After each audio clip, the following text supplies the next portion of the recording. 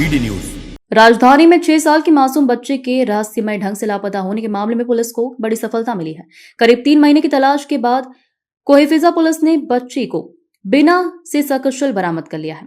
बच्ची अपने ही माता पिता के पास मिली है, जिससे मामले में नया मोड़ ले लिया है।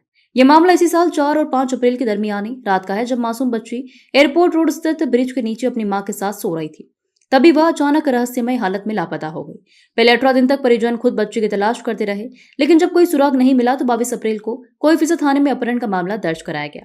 बच्ची की मां ने अपने देवर और अन्य 2 रिश्तेदारों पर बच्ची को गायब करने का आरोप लगाया था। पुलिस ने शुरुआत से ही इस मामले को संदिग्ध मानते हुए जांच शुरू की। कोइफिजा थाने की टीम ने विशेष जांच दल का गठन किया, जो लगातार सुराग जुटाने में लगा रहा।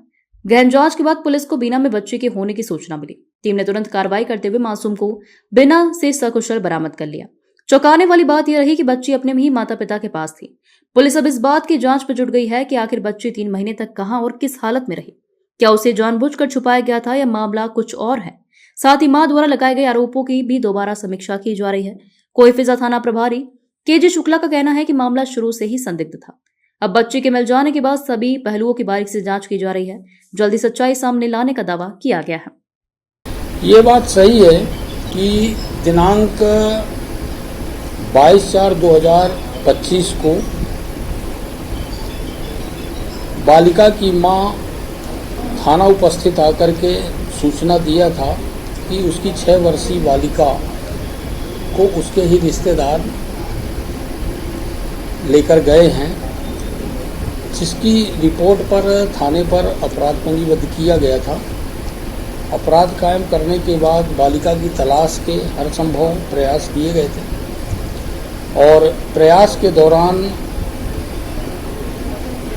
बालिका को सुरक्षित उनके माता पिता के पास से ही रिकवर किया गया है, जो बीना में अपने माता पिता के साथ में थी।